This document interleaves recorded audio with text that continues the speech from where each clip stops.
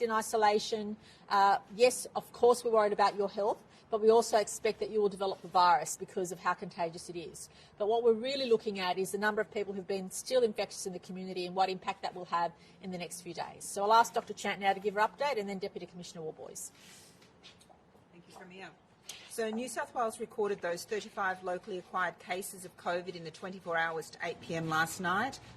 33 cases are linked to a known case or cluster, and 20 of these are household contacts, again highlighting the risk within households. 2 cases are under investigation and 2 new cases were acquired overseas. We've had 58,373,000 tests reported to 8 p.m. last night, so that's, I think, going to be a record for a Sunday. It is important that we do not get fatigued with our testing. Please continue to get tested, and even if you've had a negative test, if your circumstances change and develop symptoms subsequently, please get retested. We're also calling on businesses to please support their workers to take time off and get tested, and actively really send that message that we as business owners will not want infectious people into our premises, and we're not going to look negatively at you if you turn up and ring in sick because you've got the mildest of symptoms at this critical time. We also have 4 people in ICU, none of whom are ventilated. Of today's 35 new cases, 24 were in isolation throughout their infectious period, and 4 cases were in isolation for part of their infectious period, again highlighting the importance of us getting to cases very soon, because even by the time we get to cases, often they've transmitted to their family and their family might be in isolation for 1 day, but we need them in for that full infectious period.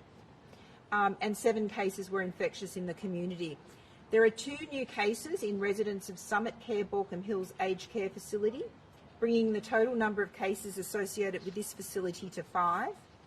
Of the 2 new cases, both women in their 70s, 1 was a resident is fully vaccinated and 1 has not been vaccinated, and the resident who's not been vaccinated was entered Summit Care in mid-May.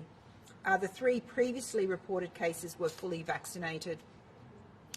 Out of the abundance of caution, all of the 5 residents have been transferred to Westmead Hospital for observation, and an additional wife of one of the cases has also been transferred. There were 2 new cases associated with the birthday party at Hoxton Park, and this again highlights the fact of why we need those 14 days. We still are seeing cases get diagnosed and recognised through our surveillance testing, as some symptoms will be incredibly mild or some people will be asymptomatic. So the importance of complying with those exit swabs and going through that clearance process is highlighted. We also need to say that, again, to highlight the Gold Coast to Sydney flight, VA524, we have 5 new cases on that flight. Now, it's been pleasing to see that when we've contacted those individuals, we had already identified them as close contacts and they were isolating and therefore pose no other risk to the community. But my message is, even now we may continue to see cases arise from that plane. So again, don't think I've been in isolation for 7 days, I haven't had any cases. You've got to stay in there for that full 14 days and get those clearance swabs.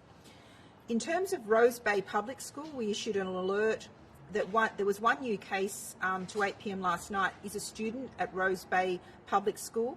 The case is a close contact of another previous case, and for the abundance of caution, we're not exactly sure about the full infectious period, but that person may have been infectious at school, and hence the usual process around investigations and calling the close contacts for the child's year group. In relation to, there was an event at 8 p.m. on Saturday the 26th of June at Meriton Suites Waterloo, a gathering, and we have 3 new cases linked to that. And we're going to be looking intensively at that event, and we'll provide some updated advice later today. We're just reviewing the results from extensive testing around those cases overnight. Just a message again to younger people, and can I thank the younger people again for playing their part in responding and helping us keep their loved ones safe and their close social network. It is important to remember that young people themselves can get sick and be hospitalised following COVID. So whilst it is that older people are going to be more likely to have severe outcomes from COVID, hospitalisation and deaths, it is I just want to remind young people that they too might be seriously impacted, and we have seen cases range from the 30s hospitalised and in ICU for a short period of time. In terms of construction sites, we're alerting people to the fact that there was some confirmed cases at a construction site in Sydney while potentially infectious. So one person worked at construction sites in Auburn and Tuangabi in Sydney's west. Anyone who worked at the construction site at 59A Street at Auburn from 11:30am to 2:30pm between Monday the 28th of June until Friday the 2nd of July is a close contact and must immediately get tested and isolate for 14 days, regardless if they receive a negative result. Anyone who worked at the construction site at 74 Aurelia, Aurelia Street at Tuangabi from 7am to 12pm between Monday the 28th of June until Friday the 2nd of July is a close contact and must immediately get tested and isolate for 14 days, regardless if you have a negative result. And if you worked at this Tuangabi site at any of these dates and at any time outside of the 7am to 12pm, you are considered a casual contact and must get tested immediately and isolate until you receive a negative test result. This again highlights that we do have essential activities continuing, and we do again urge everyone to be very vigilant for signs and symptoms, and I appreciate the cooperation of those workplaces. We were able to get line lists of people that worked at those workplaces, but just in case those records are inaccurate, we are making that public announcement. We are also asking the household contacts of those who attended these 3 construction sites to also immediately get tested and isolate until they receive a negative result. We're doing this because what we're trying to do is get ahead of the spread. Because some of these exposures date back to Monday the 28th of June, there's sufficient time for someone to become infectious and then passed on to the household. So we're asking that the household also isolate till we clear that the person who worked at the construction is negative. It allows us just to get ahead of any spread that might have occurred because that exposure extends back to Monday the 28th of June. I'll leave it there. Thank you. Thank you, Dr. Chant. Minister, Premier, good morning. 125 personal infringement notices were issued over the last 24 hours. Some of those were for people in shopping centres. We spoke about this over the last couple of days, that they were a place where people should be, particularly concerned about wearing a mask, and there were many people who chose not to do that, and they were reported and infringed by police. The other activity that we're sort of seeing a little bit more of is where police find that people are organising an event. One of these was where people travelled out of Bankstown yesterday to the Nunes area, which is in the Lithgow LGA, with a number of motorbikes and ATVs to spend time in that area, which was clearly contravening the public health order, and something that we would ask people to be particularly mindful when they're organising groups of friends and like-minded people, that they do comply with the public health order. And on this occasion, 17 people were issued infringement notices out of that event at Nunes, and those people were directed to return back to Bankstown in southwest Sydney. I'd also like to highlight the fact that over the weekend, with the particularly decent winter weather, that there were many people out exercising and doing their recreation, and police were very visible in those places, right from the city and outwards. This city has over 5 million people. There were plenty of people out. I heard plenty of comment around the number of people out. People need to understand that it's a real balance that police have to strike, and we will continue to do that in relation to the use of or the right of people to exercise and do their recreation, but against also the need for their mental well-being, their physical well-being, and also then balance that with the public health order. So when I talk about 125 personal infringement notices, when we look over the weekend, 5 million people out and about in Sydney doing their recreation, doing their exercise, I must say I think that Sydney did particularly well in terms of complying with the public health orders. It's a lot of people. Police are called to many, many jobs. Over the last 24 hours, just Sunday, over 1,000 calls to police around COVID-related business, more than half of those through Crime Stoppers. So certainly there are people that are reporting these offences, or they think are offences. Police are taking action. We're creating strong visibility throughout southwest Sydney, which we said we would do over the weekend. And I just ask people to stick with us. Police want to see people comply. It makes our job far easier, and we still have a little way to go. So please don't become complacent.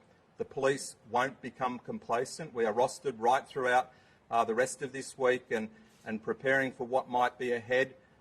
So please, we just ask people to continue to be with us on this journey. Thank you. Dr. Chant, on Saturday, 3 cases you've said have been linked to this Meriton Suites event. Was it a party? How many people were there? Have you spoken to everyone that was there? So at the moment, the Public Health Unit is following up with those individuals. We do believe it was a gathering at the Meriton Suites. What we're looking at is ascertaining and tracking down everyone who was at that event. What our focus is at the moment, we're really focused on locking any chains of transmission, hence why it is so critical that everyone continues to come forward and get tested. As we've done, you would expect us to do, we've done extensive testing around that facility. We'll update our public health advice, but we just want to ask the community to continue to come forward in testing and highlight how it is as we want to give the best information to the government to inform our response. We do need that community to continue to come forward for testing. Based on the current trajectory, are you confident that we will exit lockdown at the end of the week as scheduled? I'm making no comment until I've looked at all the data. Every day brings a new set of data and a new set of challenges, and what we think in the morning can change in the afternoon. I'm really pleased to see that we've had some people come forward for testing over the weekend, which has allowed us to link unlinked cases, and the more certainty we have that we have tracked down every single case of transmission, that really does provide us with a lot more confidence in advising government. So we need to make those links that have happened over the weekend, reassess and reanalyse the data, and that will be our focus today. But as I said, the situation can change. What is most important at the moment is for the community to continue to follow the public health advice, continue to wear masks in indoor environments, and continue to come out in testing in the large numbers they have. I don't think we've had a period of such high sustained testing. And we have got testing capacity. We've worked with our privates and our publics, and we've got that capacity. And we just need the community to continue to get tested, and also to use your networks. I mean, we will reach out to you, but we're also very pleased that as soon as a case is diagnosed, people are proactively reaching out into their social networks before we even finish the case interview with them to identify their contacts. So I'm really pleased that there is this strong partnership with the community as we work to track down any unrecognised chains of transmission. Looking, dozens of people or just a handful? No, we believe that there was a small group, and as I said, because obviously when you bring people together from different sites, putting the puzzle together takes a little bit of working through. So we're pleased that individuals have come forward to get tested, and that's my message. Please come forward to get tested. We're also pleased that people are often advising their close contacts through their social networks, even by the time we're getting to them, to tell them they've already got the call, you're positive, and they're immediately alerting their own close contacts, and we will obviously go through that formal process. But I just want to acknowledge the fact that that testing and finding all those cases is going to be so crucial. Dr. Chant, in relation to summer care, is there concern, given the numbers of residents that we're now seeing positive, do we believe that they were all exposed by the initial staff members that tested positive there, or is there a chance that it is now spreading still within that aged care home? Look, the advice that we've got, and the team out in Western Sydney is working very closely with the facility and also the Commonwealth. So every day there are multiple connections to continually reassess the situation. Those concerns have not been raised. My understanding is the cases are arising in the area where we would expect the cases to occur, and that there's quite robust infection control measures put in place, and staff that may have been working at the time have been identified and put into that isolation for those 14 days, quarantine for 14 days. Can you give an assurance that the process is different? Obviously, there's a lot of concern when there's an outbreak in an aged care home. Can you give an assurance that the processes are very different now, months later, than what we saw when Newmarch House happened? I can assure that there's been an incredible amount of work. The Commonwealth has been working in aged care, and I think the fact that we've got high rates of vaccination in aged care amongst the residents was a really pleasing thing to see. When I heard about this and the vast majority of residents were vaccinated, that was a very positive outcome. We do know that the Commonwealth has been progressively vaccinating the aged care workforce, and I'd like to see that increased. But in terms of the response, we've had infection control experts from the district, we've had infectious disease experts, we've been working across plans supporting the facility, and the patients have been offered transfer, and all of them have accepted that, and we're pleased to support the home in any way we can. I know it is a very difficult time. I can only express my understanding to the families of people in that facility, but please, I'd like to assure them that we are that there is a lot of attention to doing everything we can to prevent any further transmission. But as you know, until we've passed that 14 days since those residents were last exposed to the infectious staff, we are not out of the woods. And so it is that daily testing where we will be generating new cases. What I'm also hopeful for is that those that are vaccinated have a very mild course, and there is some protection afforded by the vaccine. Of the 4 people who are in ICU, do we know if any of them are vaccinated, and the remainder of people who are also being treated in hospital, are they all vaccinated? We'll be reporting that in our weekly report, so we'll be happy to provide that information because I think the community is very interested to know.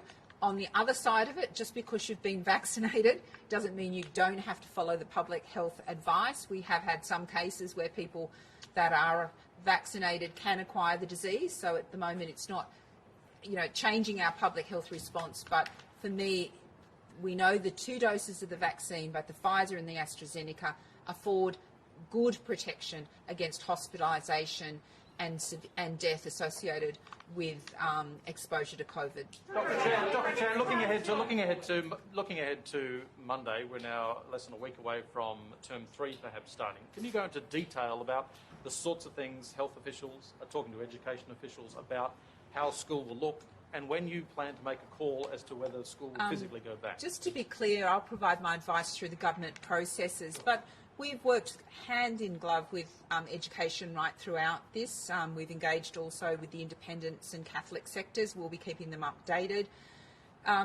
Clearly, those decisions are yet to be made, but as a general sense, some of the things that we have looked at are things that we've had in place earlier.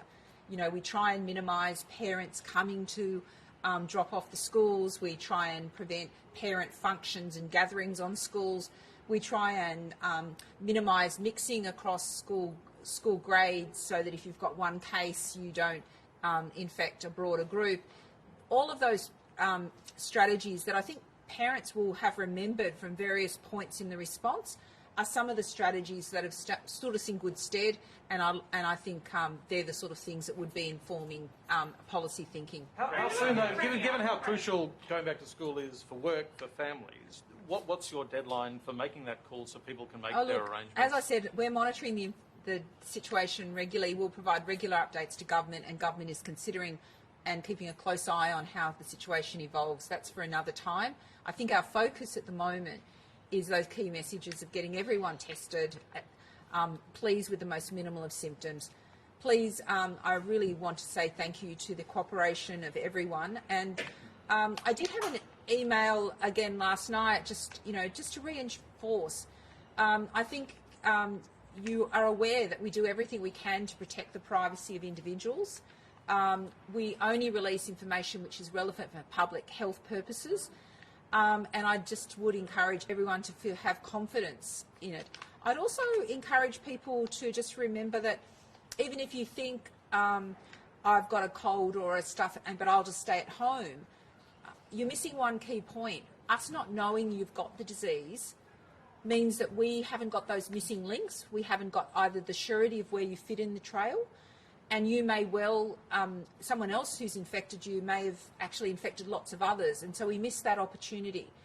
So I just wanted to also explain to people that even if you think, I'm unwell, I've got the cough, I'm not going to spread it to any others, you're missing a critical piece that we actually want to know you've got it, because that might actually help us find some other streams of transmission. So don't delay in getting testing, and don't just take that approach too. Dr. Kerry, those school limits that you just mentioned, are you considering those for just Greater Sydney or all of New South Wales? Again, too premature to comment. It's a matter for government. Premier, can I ask about this comment that Dr. Chant made in relation to businesses supporting workers to call in sick? Should casual workers have some kind of support if they need to call in sick? And if they should, is that something the state government can provide, or is that a federal government?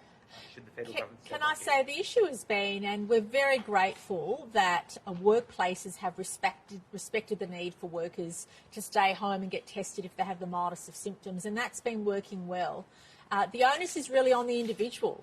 Your boss may not know that you have symptoms, and I'm sure your boss would want you to stay home and not infect the entire workplace, which would have to get shut down. So can I say that employers and businesses have been outstanding in relation to allowing their workers during work time to get tested and to stay home and isolate and all those things. But I just urge all of us to take responsibility. The onus is on us as individuals.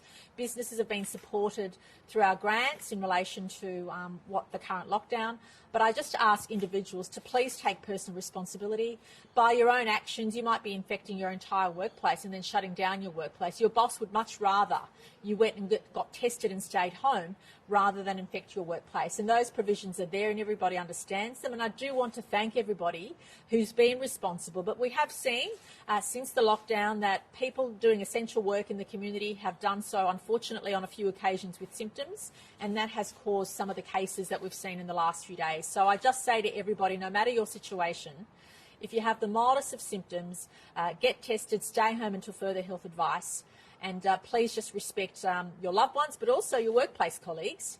And I just can't make that plea strongly enough. Premier, just in regards to the flight cap that was announced by National Cabinet on Friday, could New South Wales go it alone and take on more vaccinated people? Look, we have really carried the burden on behalf of the nation. More than half of all Australians that came back were through Sydney Airport. In fact, New South Wales has processed thousands and thousands of citizens from other states. We've taken on that risk, and we did so on behalf of the nation, and we did so gladly, and that's why I was the lone voice in saying that I was disappointed in what happened, because it doesn't necessarily reduce the risk. What it does is it reduces the number of Australians coming back home, but it doesn't necessarily reduce the risk, because we know it only takes one error or one oversight or one issue for the virus to get out. So, but as a National Cabinet, that was the decision taken. But I also say that that New South Wales would consider exceptional circumstances where we did have a compassionate approach, but they're conversations I need to have with the Prime Minister. I'm sorry? Just on vaccines, you mentioned last week there aren't enough GPs, you're worried that there aren't enough GPs being signed up. they are starting to deliver Pfizer today, but it is a smaller number than we were originally anticipating. Is this issue falling down, and will it mean a delay to simply the numbers you get? Well, we have a chance now. We have a chance now between when the vaccines arrive to really increase our capacity. And the New South Wales government has done that by increasing our mass vaccination clinics, by increasing the sites where people can get the vaccine, by having really solid conversations with pharmacies, which will continue. But we don't have responsibility or can't control the number of GPs that are signed up and the number of doses they have. So I've been making that point at National Cabinet for a long time. I do feel that's being listened to, but as we know, the work has to happen now so that when the doses arrive, there's enough points of what we call points of access, enough places for people to go to get the vaccine. Premier, do you think it's time to put teachers on the priority list for vaccines to make schools safer workplaces? Oh, look, a number of teachers, I understand, have already been vaccinated, but all of us, any one of us in and around the community, have potential to spread the virus, and we have to be very clear about that. There is high risk amongst a number of categories of people, and I just say that as soon as we get those extra doses, of course, we'll continue to make sure that we provide the vaccine. But it's really important to note that there are many people who would like to get the vaccine that currently don't have access to it. The New South Wales government has expressed its frustration along the process, but what we have to do is work with what we have and make sure that we're doing our bit, as the Commonwealth is in relation to their responsibility in getting the vaccine out. And can I also make this point that we know what it takes to live in a COVID-safe world. We know what it takes. In the absence of the vaccine, we know what we need to do to keep the virus at bay. So all of us have to be COVID-safe. There aren't enough of us vaccinated to keep everybody safe. And just because you have the vaccine, when the rates of vaccination are only down to 6 or 7%, it doesn't protect anybody. So we just have to be mindful that until those rates of vaccination substantially increase, that it doesn't matter what job you have, all of us remain vulnerable. So long as we maintain the COVID safety rules, we'll be okay. And that's why it's important for everybody to do the right thing. Liz? How disappointed are you in the NRL Dragons players having that gathering? And secondly, will Sydney be hosting Origin next week? Oh, firstly, it's disappointing when anybody does the wrong thing. It doesn't matter what your profession is. It's just disappointing because every time somebody knowingly, and I say knowingly, does the wrong thing, it jeopardises all the rest of us. In relation to major events, including Origin, the New South Wales Government will be talking to all the relevant stakeholders about that. Premier, just on the issue of schools next week, how soon can parents, will it be before parents know what is happening? Look, and what's your preference? The New South Wales Government will assure the community that we will provide a certainty on the way forward, and we just need to wait for the experts to be in a position to be able to give us that definitive advice. And you'd expect us to already start planning, which we have. I can confirm my colleagues and I have started planning for various contingencies, and we're looking forward to receiving the health advice in the next few days. But we need to make sure that the data we rely on is current and that the risks we anticipate are fully considered to make the right decisions moving forward. But I am an eternal optimist, and I say to our community, please continue to do the right thing. Don't cut corners. We have heard examples, and again, Dr. Chant is way more polite than I am, but we have heard examples where people are having gatherings when they shouldn't. People are going to each other's houses when they shouldn't. Please do not do that. It is jeopardising everybody's ability to move forward. Can I just ask everybody to do the right thing? But please know that when you are identified as a positive case, health is very respectful of your privacy. We just need you to tell us the truth so that we can identify those venues and really stop the spread. And can I say this? I have insights most citizens don't have, and the biggest feeling people have when they're identified as being COVID positive is guilt they may have passed it on to others. Don't underestimate the guilt anyone will feel if you unintentionally or intentionally, even worse, have symptoms and pass that on to those closest to you. Don't underestimate the guilt people feel, because I'm close enough to things to hear those examples. None of us want to be in a situation where we're giving the virus to those closest to us, and that's why it's really, really important for all of us to do the right thing. Could you have done more to get aged care workers vaccinated vaccinated here in New South Wales? Well, we already offered our assistance. That was the responsibility of the Commonwealth, and we've already offered our assistance in that regard. And National Cabinet has made directions in that regard as well. If New South Wales offered assistance to get aged care workers vaccinated, why are unvaccinated aged care workers still working in the system, Premier? Well, look, the bottom line is that New South Wales has made that offer. We asked the National Cabinet to give us advice on whether we could make it mandatory. National Cabinet has said mid-September is the deadline. But has New South Wales been vaccinating aged Yes, care we have. workers? We have How been. many has New South Wales vaccinated? The Minister for Health will have that update. Sorry, James, just repeat the question. How many aged care workers have been vaccinated by New South Wales Health under the state vaccine rollout? Mr. Hassel. Look, obviously aged care is the federal government's responsibility, and the federal government engaged a number of private companies to go and to vaccinate aged care residents. In the course of that, the federal government didn't prioritise at that point the staff in the aged care facilities. So what New South Wales Health did was to reach out through our 15 local health districts to each of the aged care facilities. In fact, I think the instructions was get to know your aged care facilities like they're your brothers and sisters. Get to know exactly the layout of the aged care facilities. This was months and months ago. And we also made very clear in that process that any aged care staff, albeit that they were federal responsibilities, could come forward and we would actually vaccinate them. So the only limitation really on that has been the supply of vaccine. And I have to say, that's been the single biggest constraint. I think, look, it's easy to be critical in hindsight, but the federal government, I think, did their best to try and get the vaccine when we really didn't know what vaccines would become available.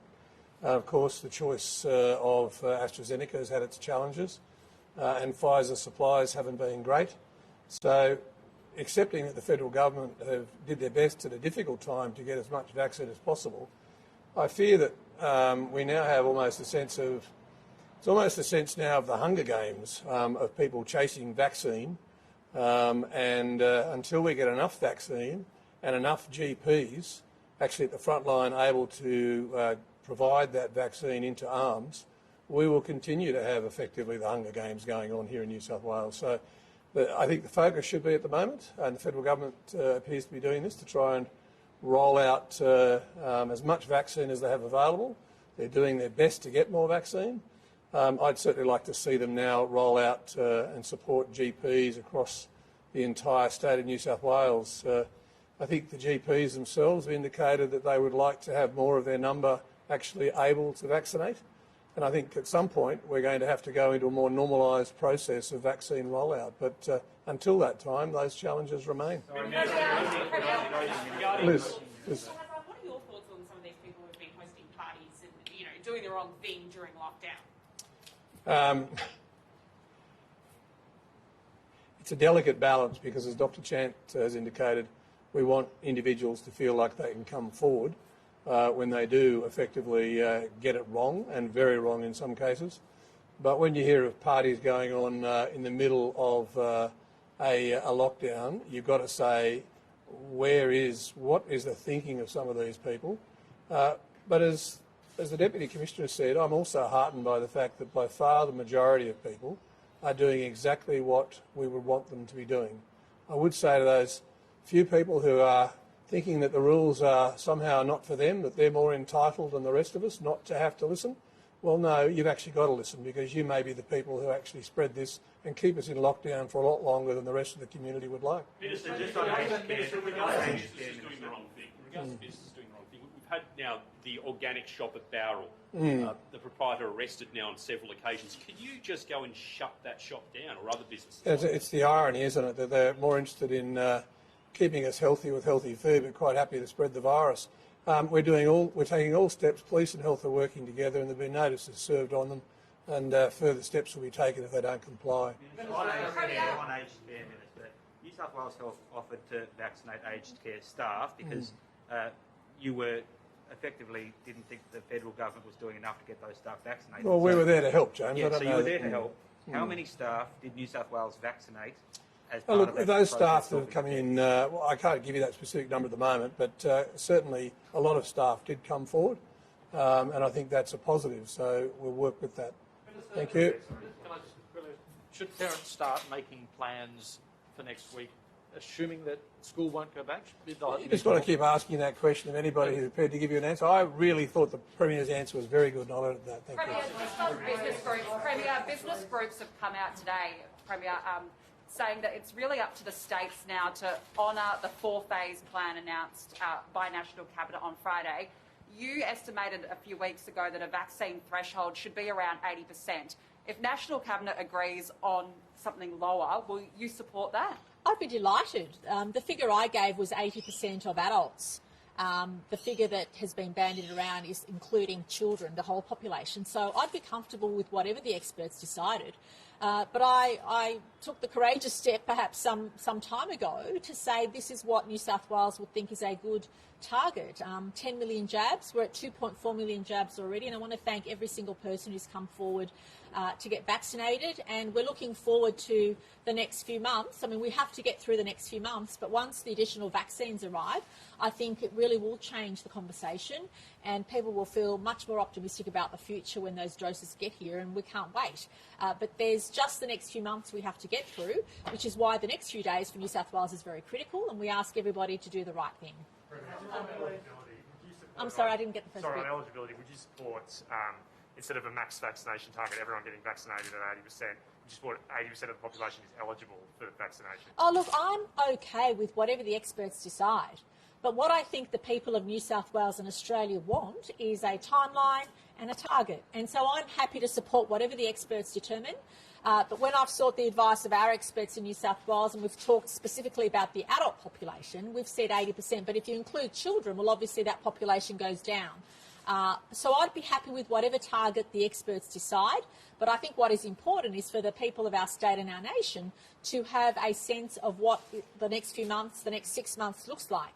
And I'm always happy to have that conversation. Thanks, everybody.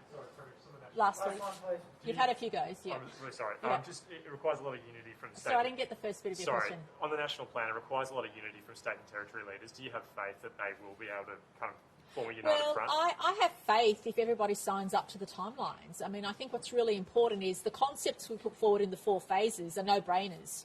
I mean, that's what New South Wales has been doing and saying for a long time. But it really comes down to what targets we're prepared to set and what the timelines are. And I think that's what our citizens want from us. But in the meantime, can I just urge everybody, whilst I've got the last say today, to please follow the rules. The next few days are critical. We want to get out of this lockdown as soon as possible in a timely way. And I just thank everybody for the efforts to date, but please keep at it. The next few days will be critical in our decision making. Thanks, everybody. Thank you.